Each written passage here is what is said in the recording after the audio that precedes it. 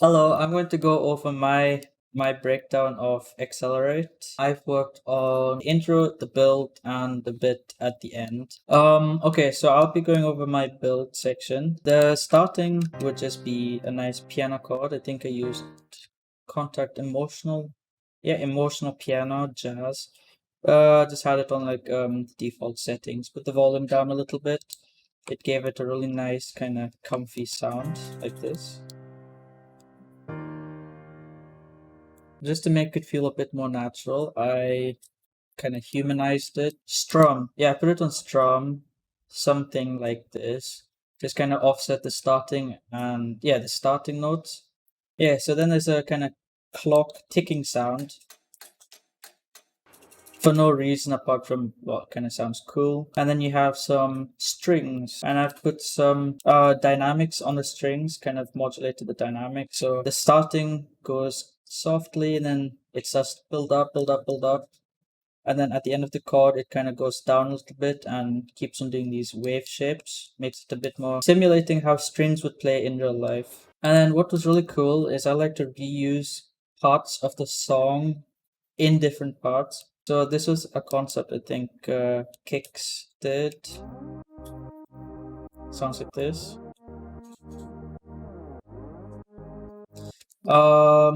It should sound like this.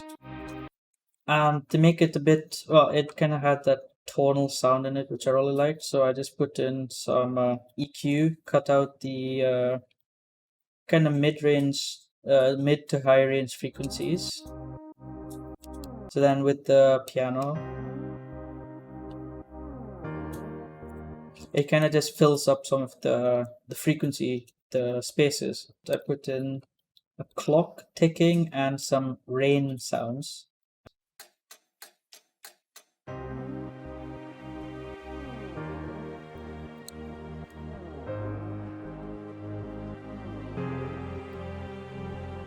Yeah, then we have some serum elements.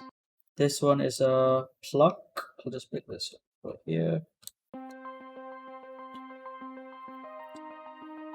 I had just pulled one of these FXPs from a sample pack that I had. I added some chorus, compressor, and delay just to kind of make it feel a bit more wide. And I think I also took a classic bass pluck.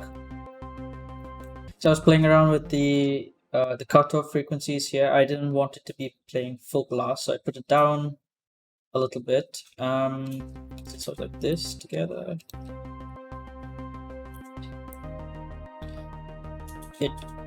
It's a bit of a synthwave type of style. And then I also have a lead, Brooks lead right here.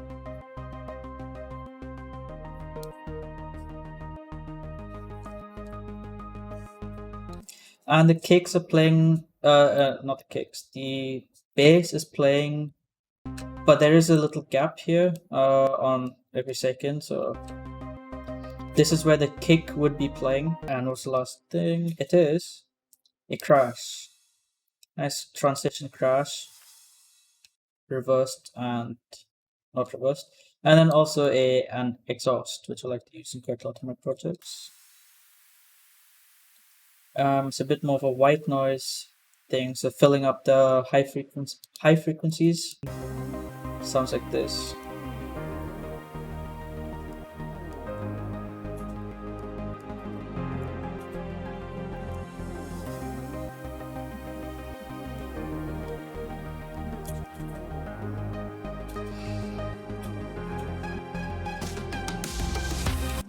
Yeah, so then we start to make it a bit more intense. I have a cashmere fill. I also have taken a bit of the first drop. You can see here it's being modulated, so it's the EQ is opening up a bit. The difference in this second section is now we have some build-up drums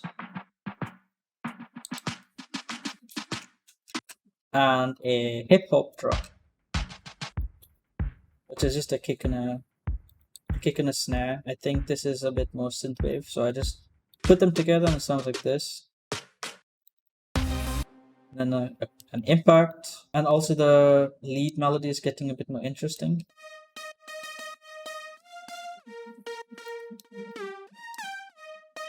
So there's a bit more movement since it's getting more intense, and I also have a crowd effect to fill up a lot of the frequencies, lower frequencies.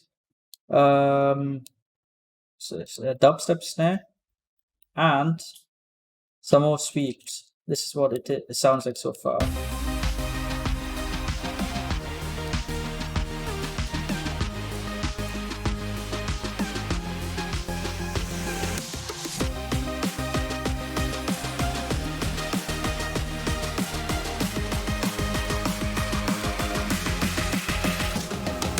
There's a really cool sound here. So this whole song is in the key of D, I believe, but then there's this F down lifter, which you would not expect to just be kind of in the middle. And it does sound really weird, but when you play the whole thing together, it sounds a bit like a whale making a sound.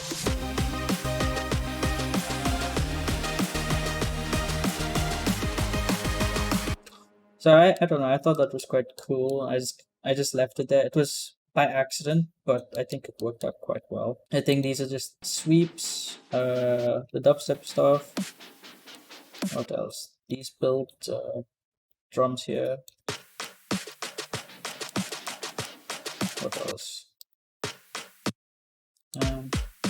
Oh yeah, and then a kick. So if I play the dubstep drums, sounds like this. I also layered the snare here, so it sounds a bit more powerful.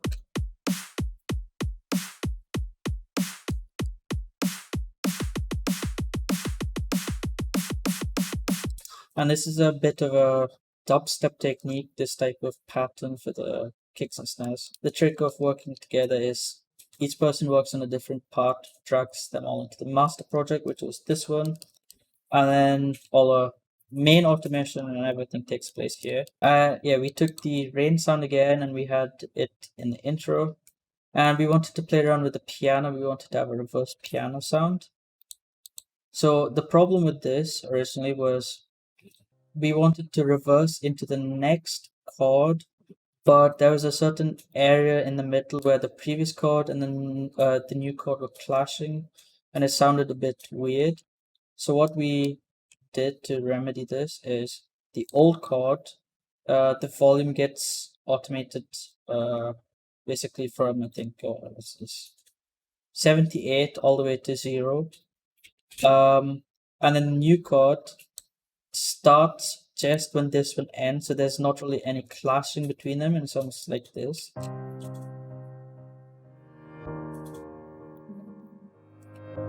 Otherwise, if you didn't have it, it would sound like this.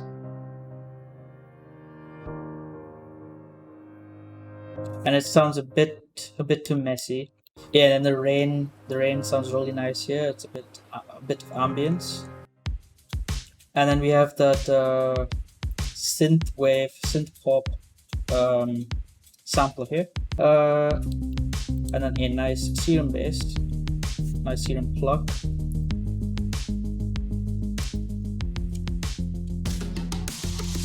And then I've used this sound quite often. This part here is this little fill. I've used it really often and it sounds really cool. It really fits this song, I think. Just before the project was finished, we found this really cool vocoder sound. When you put them together, it actually sounds really cool for some reason. It's because the lower end with this, I think this plug bass, it kind of fills up, so you don't hear the pattern of the vocoder loop as much.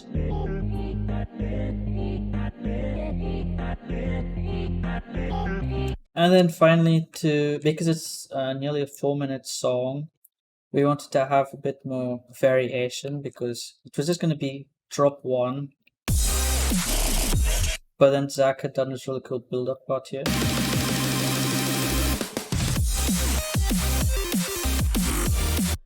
And this was the kind of bro step drum and bass section here, and then it would go straight into the slower beat, which is here, this part. But we had a bunch of different concepts because both KiCKS and Zach had worked on a bit of a different melody, not different melody, but a different pattern for each. And I thought, you know what, maybe we can make this final section sound a bit more unique by just cutting it up and mix and matching.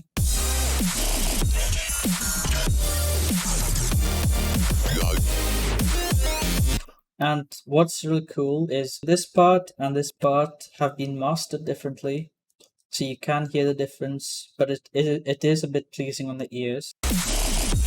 So this part is from drop A, and this is one of the concepts that we had here.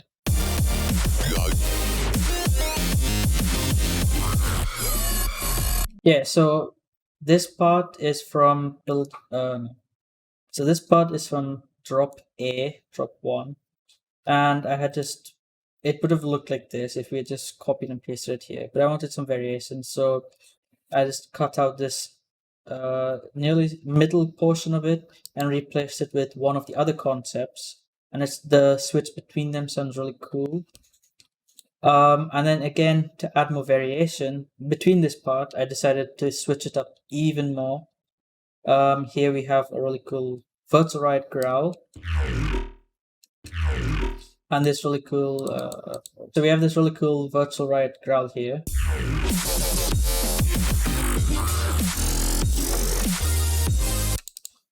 And then it's starting to get to the end, so I want it to be a bit more, well, familiar, a bit more repetitive, and I just said to vary, but I want the variation to also be a bit repetitive. So it sounds like this.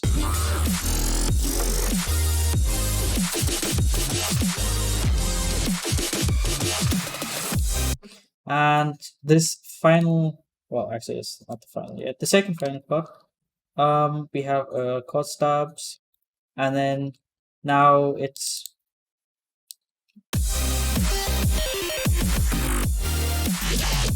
okay, so this second last part, it's just purely switched different pieces, so all of the pieces sound familiar, but this particular pattern hasn't been shown yet.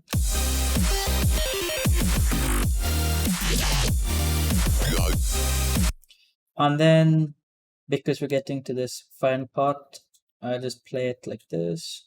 We have a bit more repetition. These parts are the same as before.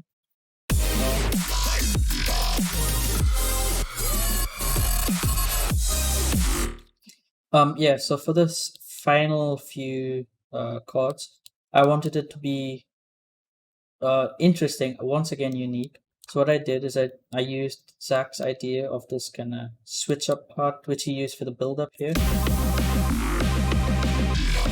And I tried to apply it, but with growls. So yeah, you can see I've muted a bunch of things because I was testing out with it, but we have these growls, which we've used throughout the song, but then it's chord, growl, chord, chord, chord, growl, chord, chord.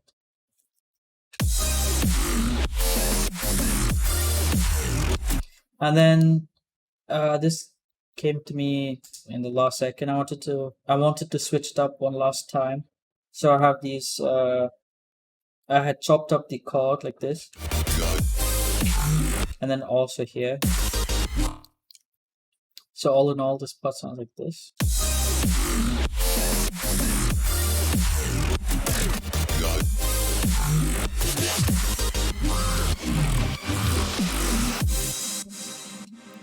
And then this is just a crash and a chord stop, a final chord stop, and some effects.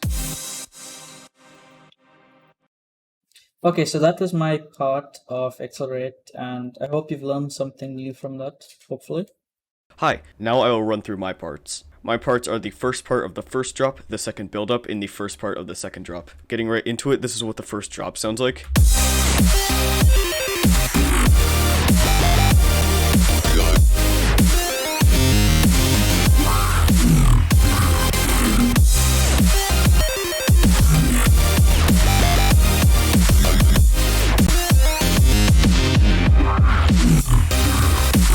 So first up are the drums. It's just a kick with a snare, and the snare is layered with a kick to give it more punch, and then a ride playing a 4/4 pattern.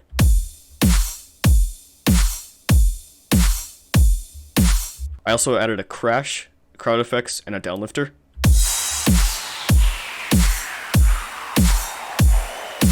And then in this section, the drum pattern switches to a more chaotic rhythm.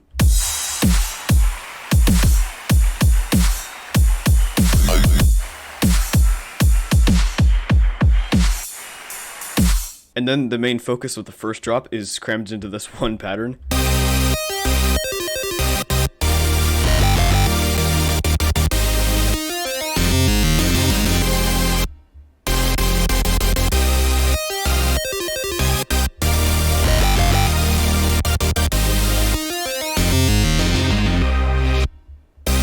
So the first thing that's going on here are these Virtual Riot supersaws.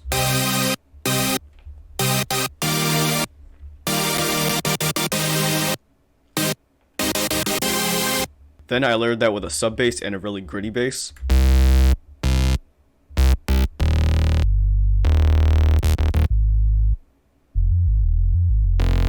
And now for the effects in between, I added this 8-bit ARP first. This bending saw lead.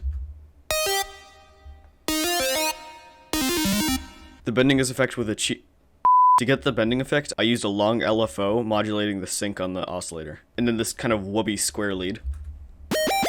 And this really gritty bass.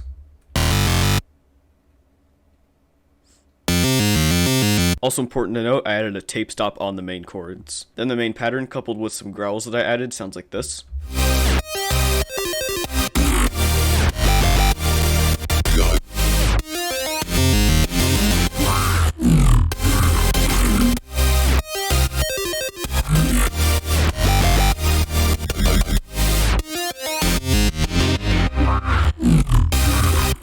Now we move on to the second part that I worked on, which is the second build. Sounds like this.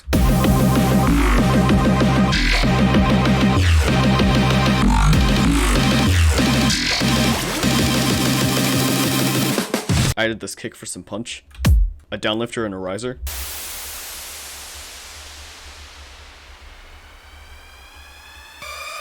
Then a snare that filters in and pitches up.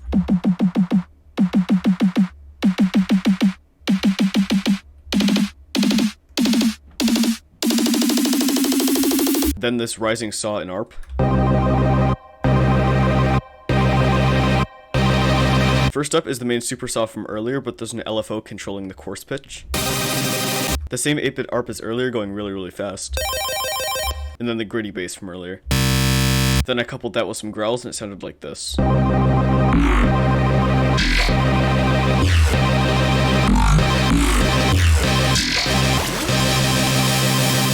Right before the drop, I added a drum fill and a really short upsweep.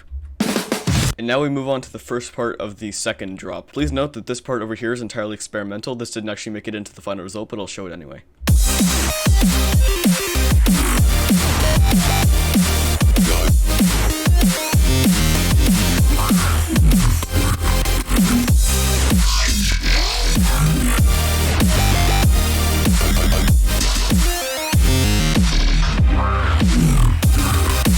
So for the most part, everything is exactly the same. The only difference in the part that made it in is that the drum pattern changes to a drum and bass rhythm.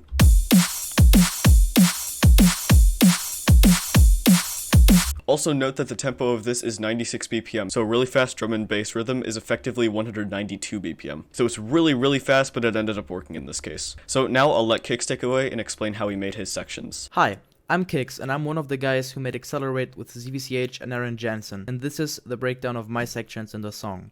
But before we get started, I want to give a huge shout out to Zach for letting me be a part of this. I really enjoyed working together with the other two. But yeah, let's get started. I was responsible for two sections in the song. It's one of the drop sections and the hype section right before the second build. And just so you guys know, I'm just gonna let them play so you guys know what they sound like.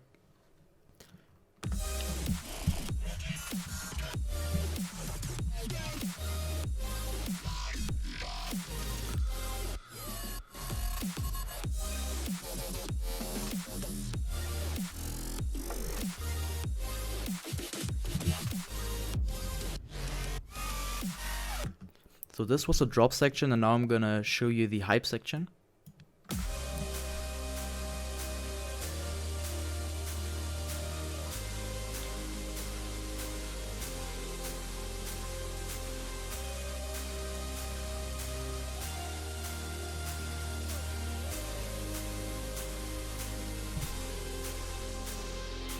I'm gonna start with the drop, and I'm actually gonna start with the drum beat. So the drum beat for the drop is actually pretty simple. All I have is a kick, a snare, and a ride. Some tom fills here and there to fill up the empty spaces and add a bit more rhythm, and a crowd effect that just adds a bit more high end to the whole thing. And that's what all the drums sound together in the first half of the drop.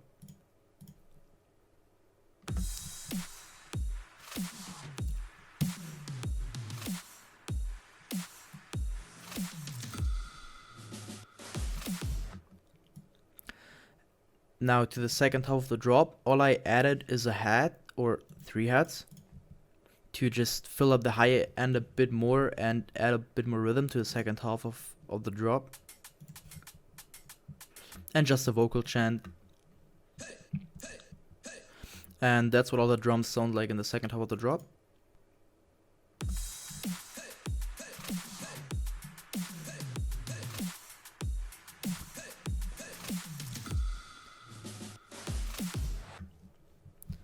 So let's continue with the melodic stuff.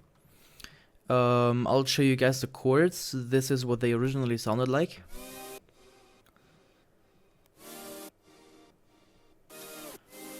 And these are all the sounds I use for them.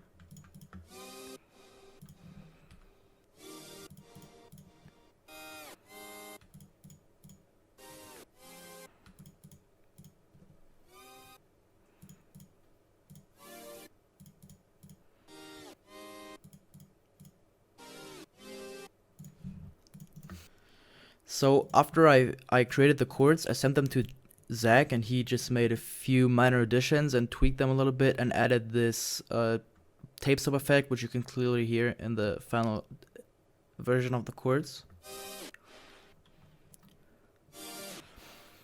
And I really liked them, so I kept them. I think it gives the whole drop, I don't know, a nice body, I'd say. But yeah, that's it for the drop. I layered it with a simple ARP. It's just a 3x oscillator, I think, with just all square waves. Like, it's pretty simple. But yeah, I added a lead sound, and I think it's 2 presets from Citrus. Yeah, it's this one. It's called Reese 2, and this one, it's just called Reese. And yeah, I really like the grittiness of the sound, so I used them. For processing, I just added an OTT, a sound godizer, a reverb for automations, but I think I never used it. Made them white with a stereo shaper, and just added a EQ to remove some of the harsh high frequencies. And yeah, that's it for the melodic stuff. Let's move on to the basses. I have, of course, all the growls, but let's begin with the sustained bass sounds for the chord stacks. And this is the bass without the sub. And these are the presets for the basses.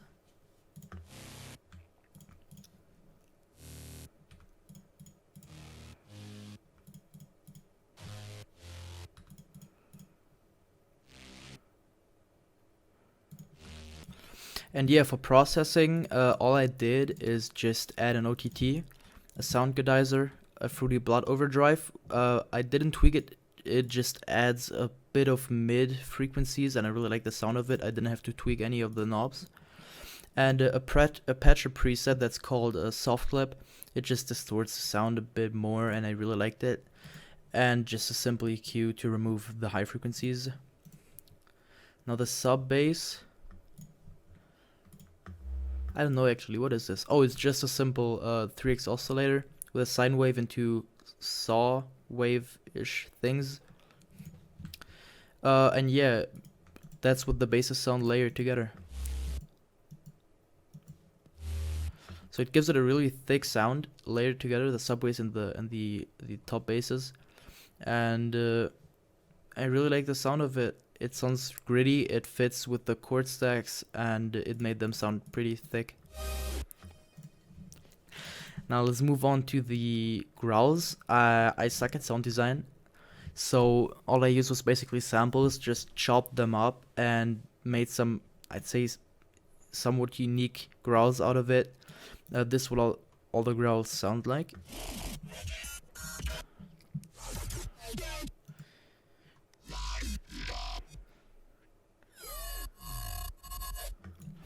And for processing on the growls, all I did is add again an OTT and a sound godizer. I just really like the combination of those two plugins for delimiter, so they don't peak above a certain loudness, and just an EQ to remove again some of the harsh high frequencies, the really low end and the really high end.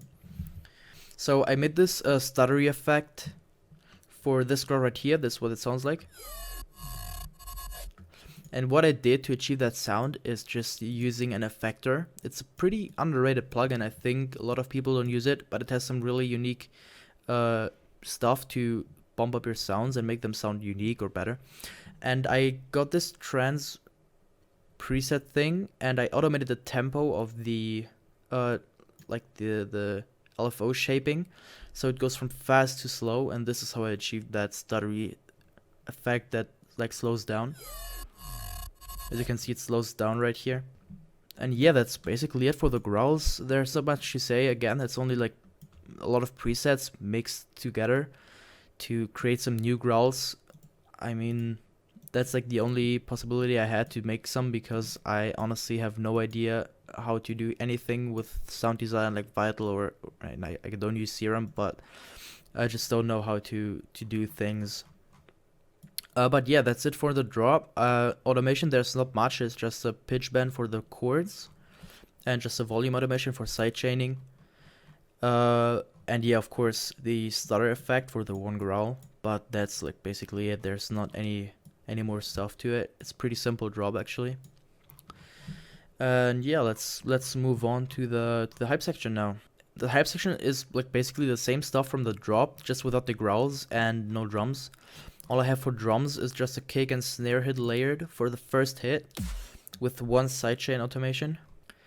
And I put down these four drop claps. I think they're from a Cashmere pack, just to give the hype section a bit of like rhythm or something that leads it. But yeah, for the rest, it's basically just the same elements as for the chord stacks, just sustained out. It's the same presets for the chords, the same presets for the leads. It's just a slightly different MIDI, and the bass notes as well. They're just sustained out, same MIDI, same everything. Processing, I didn't do anything different. Like, it's a pretty simple hype section. It's just a drop elements. I added a reverb to the leads to make them sound a bit roomier, bigger, and I added a cutoff automation that leads into the second build right at the end. That sounds like this, and without it, it would sound like this. So yeah, just to smooth out that transition, I made every sound that's routed to the sidechain channel right here just fade off with that cutoff automation. It's made with a Fruity Law Filter. And yeah, that's basically it. I don't think there's anything left to say. That's my sections. Again, big thank you to Zach for letting me be a part of this. I really enjoyed working with you guys. And yeah.